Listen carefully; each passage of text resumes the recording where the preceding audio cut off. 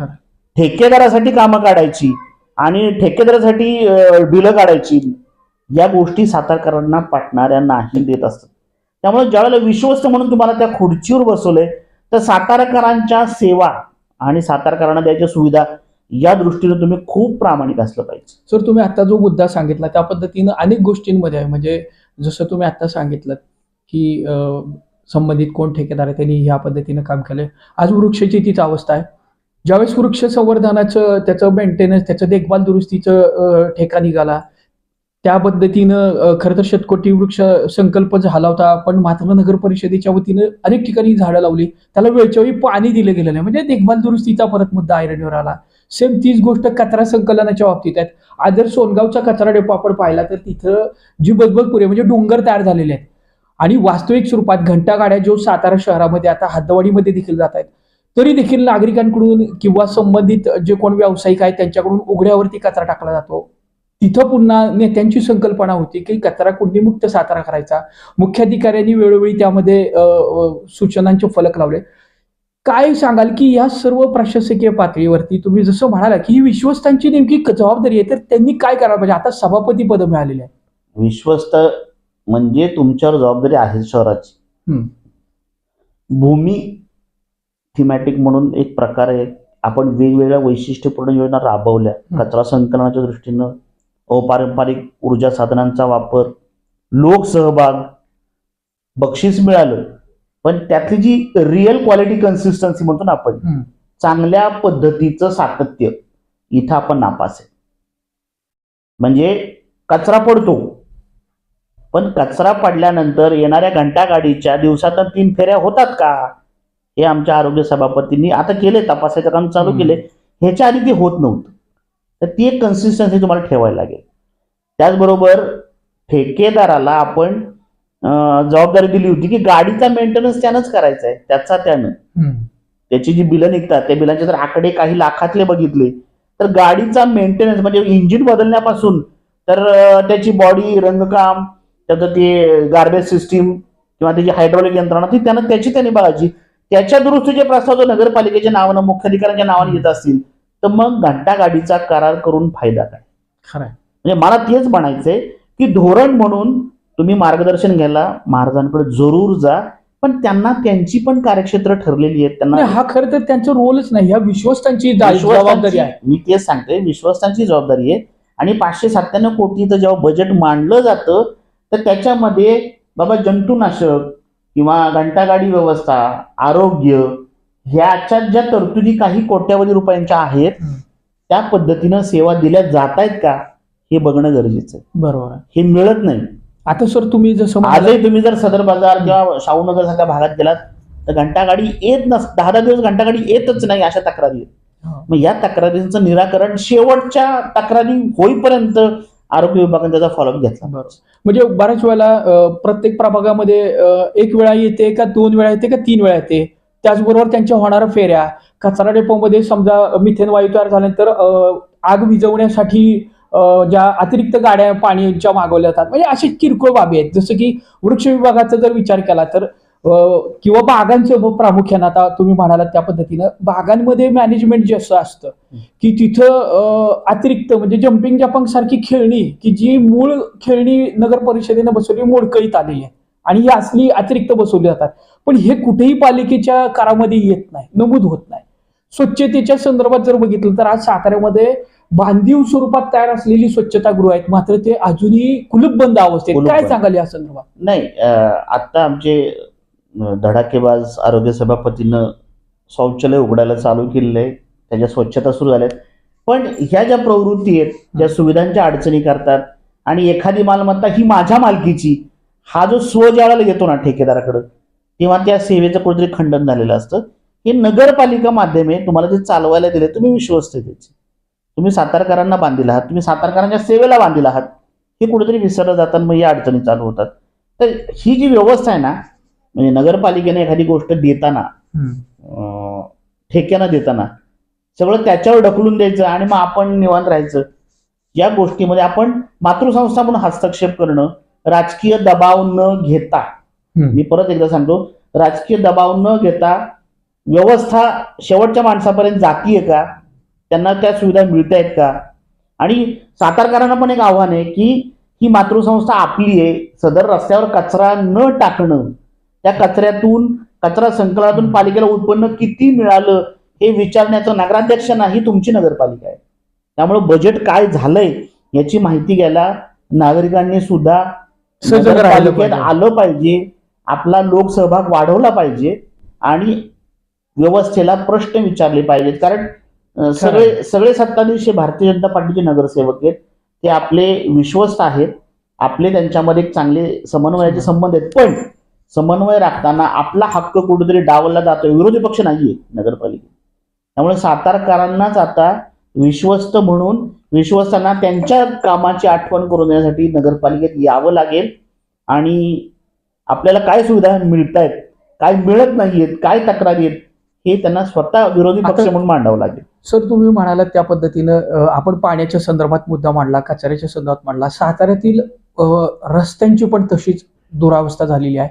अनेक ठिकाणचे रस्ते खूप चांगल्या पद्धतीने झाले, जसं की प्राधान्याने आता नामदार शिवेंद्रसिंह राजेंनी भूमिका घेतलेली आहे की सिमेंटच्या पद्धतीनं रस्ते होणार आहेत, त्यासाठी रस्ता रुंदीकरण करणार आहेत. या अनुषंगानं नुकतीच नगरपालिकेमध्ये एक बैठक देखील झालेली होती व्यापाऱ्यांची. त्यामध्ये खरं तर वाहतूक शाखेला इन्क्लूड करणं गरजेचं होतं, पण ते करतील पुढच्या काळामध्ये.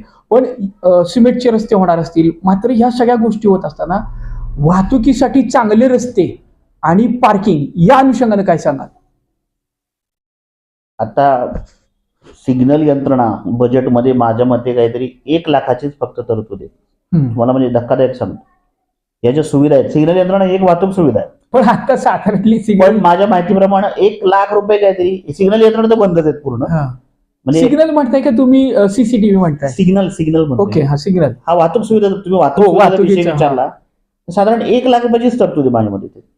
म्हणजे हे मला चर्चेअंती कानावर आलेलं आहे. जेव्हा बजेट सादर होईल तेव्हा आपल्याला कळेल. पण वाहतूक सुविधांसाठी सुद्धा मुळात रस्ते मोकळे पाहिजे. माझ्या रमलर्स जे टाकले जातात किंवा गतिरोधक केले जातात, गतिरोधक करताना पण इंडियन रोड काँग्रेसनं त्याची काही प्रमाणे ठरवून दिली, पण त्याचं सर कुठं पालन पण झालेलं त्याचं पालनही कुठं होत नाही. किंवा तज्ञ मार्ग साधारण कर्व जो असतो त्याचा हा 3.5 इंचाचा असावा आणि त्याची जी उंची असती ती साधारण 2 इंच उंच असावा. म्हणजे साधारण उंचीला आणि अर्धवर्तुळाकार या दृष्टीनं इंडियन रोड काँग्रेसने त्याची मानकं ठरवून दिली. त्याचं कुठेही त्या पद्धतीनं इम्प्लिमेंट होत नाही.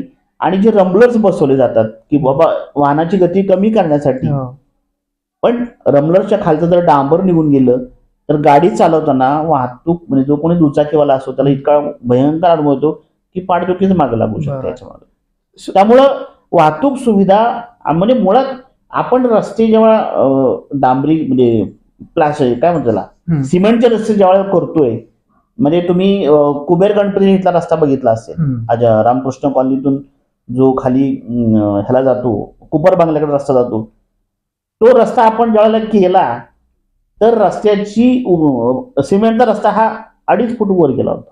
म्हणजे तो बाजूच्या साईड पट्ट्यांचे खड्डे मातीचे भराव टाकून भरण्यात आले. मग तिथे सुद्धा पेवर टाकून त्याला जर उंची दिली गेली असती तर ते अजून संयुक्त ठरलं. म्हणजे मूळच्या रस्त्याला जोडणी करताना मध्ये जो गॅप पडला, साईड पट्ट्या ज्या आहेत, साईड पट्ट्या सुद्धा करताना त्या पद्धतीनं साईड पट्ट्यांमधून गाड्या घसरून बरेच अपघात झालेले आहेत, लोकांचे जीव गेलेले आहेत. त्यामुळे मी परत तेच म्हणतो की परत क्वालिटी कंट्रोल, सातत्यपूर्ण कामं, म्हणजे 50 कोटीचं आपण हे सगळं करणार आहोत. म्हणजे राजपथही करणार आहोत, राधिका रोडही करणार आहोत. मुळात हे करताना तुम्ही अतिक्रमण हटवली गेली पाहिजे तिथली.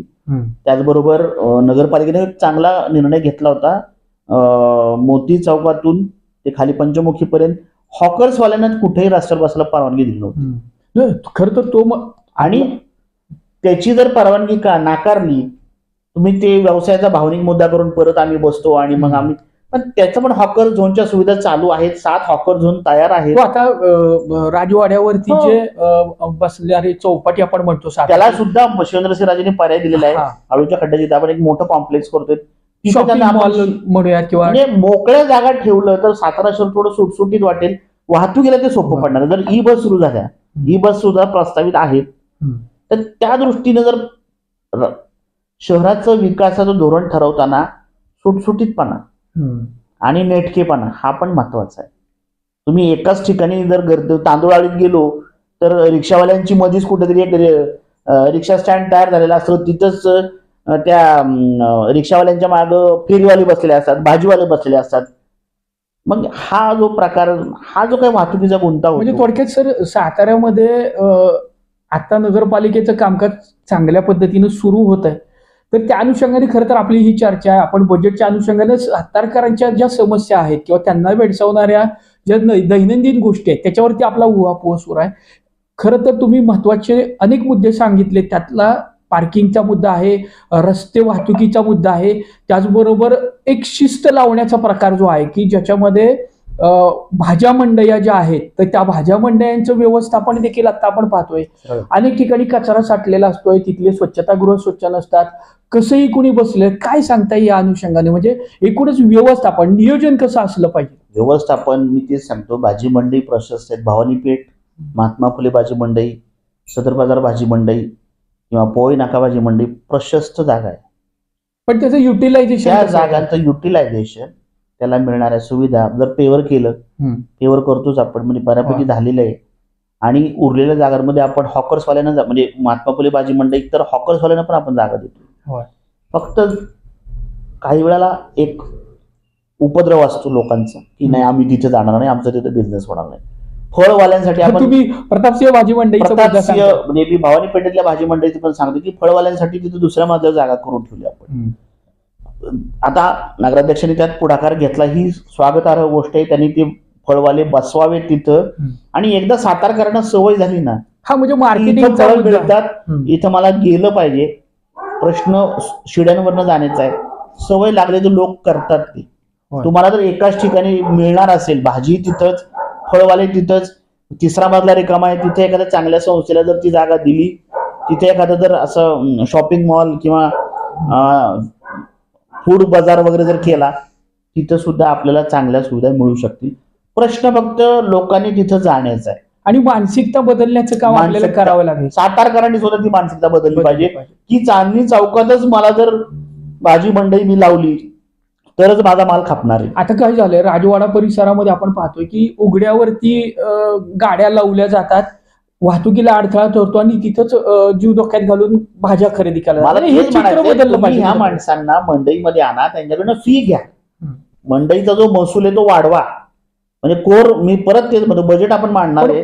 पुन्हा नियोजनाचा किंवा व्यवस्थापनाचा मुद्दा येतो की तिथं जी मक्तेदारी आहे की नव्यांना संधी दिली जात नाही, त्यामुळे कदाचित ही मंडळी लोक तिथं बसतात. नगरपालिकेनं यंत्रणा, एवढी यंत्रणा तुम्ही चालवताय, तुम्ही कॉन्ट्रॅक्ट बेसिसवर लोक घेताय, तर मंडई म्हणजे दळणवळण, मंडई, पाणी पुरवठा आणि आरोग्य, 4 यंत्रणांवर तुम्ही तुमची माणसं अशी बसवा की जेणेकरून त्या व्यवस्थेला कुठंही गालबोट लागता कामा नये. आणि नगराध्यक्ष अमोल मोहिते, ऍडव्होकेट दत्ता बनकर ही कसलेली माणसं आहेत, ज्यांना सातारा शहर, तिथल्या व्यवस्था हे कोळून पिलेली माणसं आहेत. त्यांच्याकडं ती हुकूमत आहे, तो जबाबदारपणा आहे, आणि बाकी अनुभवी चेहरे आहेत, उत्साही चेहरे आहेत. नव्यांच्या उत्साहाचा आणि ह्यांच्या अनुभवाचा समन्वय बसला तर मला नाही वाटत काय अडचण येईल म्हणून.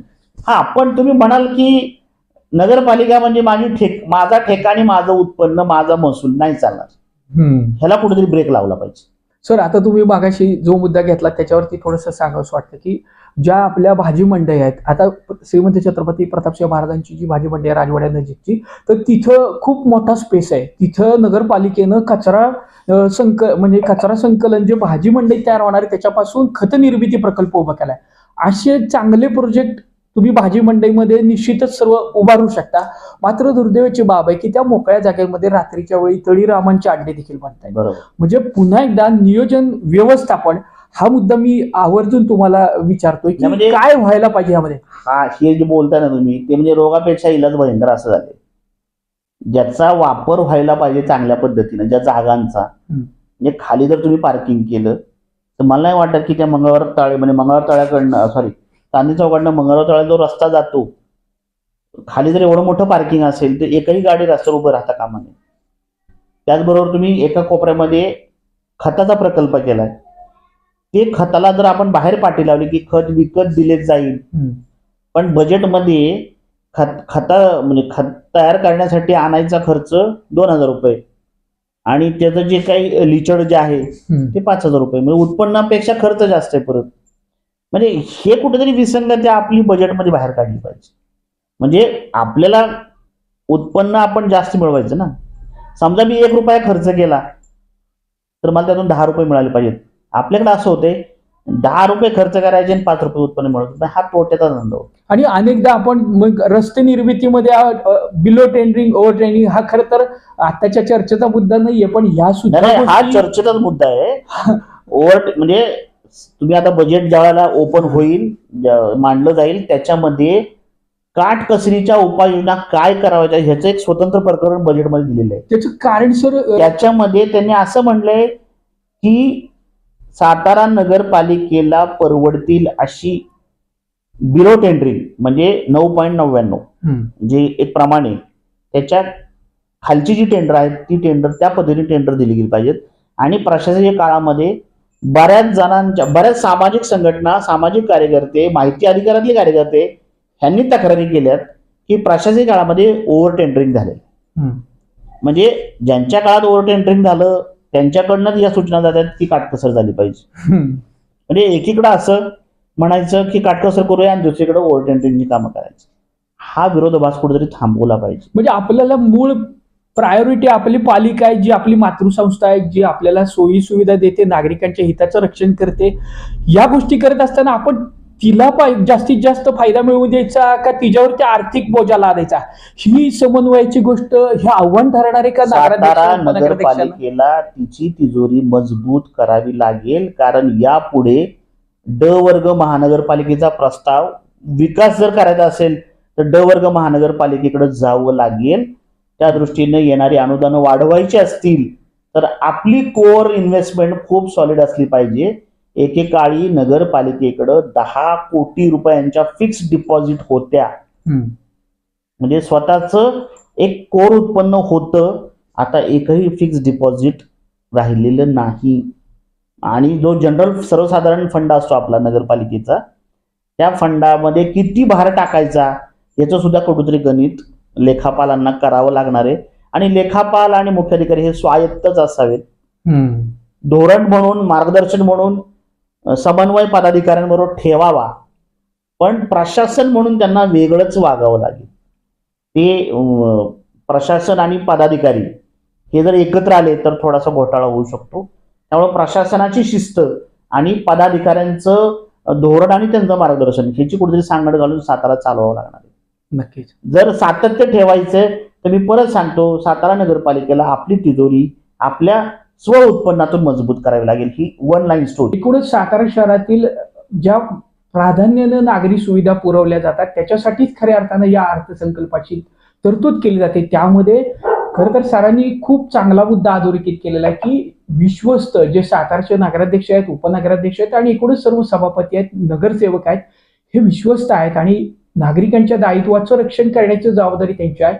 जे आपले लोकप्रतिनिधी आहेत, जे श्रीमंत छत्रपती खासदार उदयनराजे भोसले आहेत, नामदार शिवेंद्रसिंह राजे भोसले, हे खरं तर मार्गदर्शकाच्या भूमिकेत आहेत. मात्र त्यांच्यावरती मार्गदर्शकाची भूमिका आहे. त्यांना तुम्ही जर या छोट्या छोट्या गोष्टींमध्ये इन्व्हॉल्व्ह करायला लागलात तर तुम्ही विश्वस्त म्हणून काय करताय, असं देखील त्यांनी प्रश्न उपस्थित केलेला आहे आणि ती तुमची जबाबदारी असं त्यांनी सांगितलं आहे. सर, जाता मला सांगा की सातारा नगर परिषदेचा हा 2026-27चा अर्थसंकल्प आता सादर होत आहे. प्रशासकीय राजवटीनंतर आता खरं तर कारभार सर्व नगरसेवकांच्या हातात आलाय. भाजपाचे सर्व पदाधिकारी आहेत.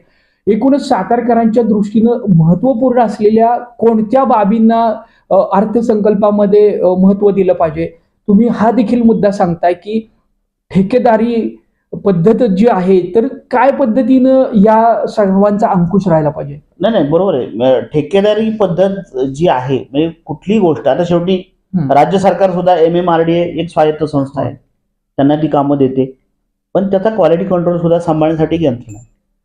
महानगरपालिकांमध्ये सुद्धा अशी व्यवस्था असते. आता पुणे विभागातली आपली जी अवर्ग नगरपालिका आहे, सातारा नगरपालिका, त्यांच्याकडे सुद्धा अशा कामांमध्ये त्यांच्यावर वचक राहायला पाहिजे. तुम्ही जर त्या ठेकेदाराशी भागीदारी करून जर तुमचंच काहीतरी साधायला लागला तर ते सातारकरांच्या हक्काशी प्रतारणा म्हणजे ठेकेदाराची तुमच्यावर मक्तेदारी नाही राहिली पाहिजे. राहिली नाही पाहिजे. ठेकेदाराला तुमची भीती वाटली पाहिजे की नाही बाबा, उद्या आरोग्य निरीक्षक मला काही विचारू शकतो.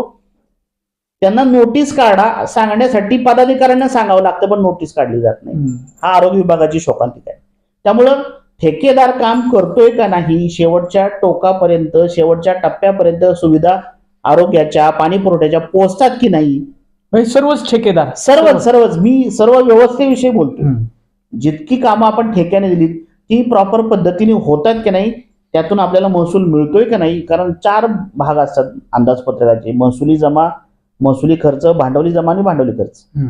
महसूल तुम्हाला जर मिळाला तर त्यातला 10% तुम्ही व्याजाला भरू शकता, 10% महसुली जमाला भरू शकता, 10% तुम्ही तुमचा आस्थापना खर्च करू शकता. तुमचा कोर उत्पन्न किती आहे ते त्यासाठी तुम्हाला काम करावं लागेल. आणि तुम्हाला तुमचा वैयक्तिक महसूल अनुदानावर अवलंबून, कधी कधी अनुदान यायला उशीर होतो, कधी कधी सातारा नगरपालिका म्हणजे पगार उशीर होतात. बरोबर. जर अशा वेळेला जर आपल्याकडे फिक्स डिपॉझिट असतील तर जिल्हाधिकाऱ्यांच्या परवानगीनं, जसं दिवाळीमध्ये आपल्याला त्यांना 12.5% उचल द्यावी लागते.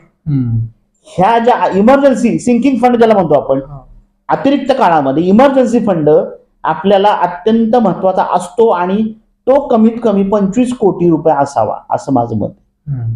आणि त्याचबरोबर आपली पाणी पुरवठा आणि जे आरोग्य आहे त्याची घरपट्टीचा जो महसूल आहे तो साधारण 50 ते 60 कोटी रुपये असावा. म्हणजे जर एक 70-80 कोटी रुपये हातात असतील तर लोकवर्गणीचा प्रश्न आपल्याला भेडसावणार नाही आणि लोकांना जास्तीत जास्त सुविधा देण्याच्या संदर्भानं सुद्धा नियोजन करावं लागेल. कारण भविष्यातली ही लोकसंख्या 1,81,000 आपण म्हणतोय, अजून भविष्यामध्ये पुढच्या 15 वर्षामध्ये परत मी सांगतो ड वर्ग महानगरपालिकेकडे आपली वाटचाल सुरू होईल. तर त्या दृष्टीने आत्तापासूनच आपल्याला नियोजन करावं लागणार आहे. जर गावठाण, सातारा गावठाण, त्याचबरोबर शहरालगत जे हद्दीतले आलेले जे परिसर आहेत त्यांच्या व्यवस्था मजबूत झाल्या, तिथं व्यवस्था बसली, पायाभूत सुविधा पोहोचल्या, लोकांना चांगल्या सुविधा मिळायला लागल्या, सातारा शहरात मिनी बसेस सुरू झाल्या, अतिक्रमण नसतील, रस्ते रुंद होतील, तर ते विकासपूर्ण कामं झालं आणि सातारा शहर सुधारतंय, सातारा शहरामध्ये आता प्रगती होते असं म्हणायला आपल्याला वाव. खरंच सर, मागासपासून आपण ज्या विषयावरती चर्चा केली, खरं तर नगर परिषदेचा अर्थसंकल्प आता सादर होईल या अनुषंगाने खरं तर ह्या चर्चा होत्या. या चर्चेमध्ये, गुरुच्या गप्पांमध्ये खरं तर महत्वपूर्ण मुद्दे अधोरेखित करत असताना विश्वस्तांची जबाबदारी काय असावी, सातारकरांच्या सोयी सुविधा त्यांना मिळणं प्राधान्यानं गरजेचं आहे, यामध्ये ठेकेदारांच्या पद्धतीमध्ये कुठंतरी त्याच्यामध्ये मार्गदर्शक जरी असले तरी जे विश्वस्त आहेत त्यांनी त्यांच्याकडून काम चांगल्या पद्धतीने करून घेणं हे देखील महत्वाचं त्यांच्यासमोरचं आव्हान आहे.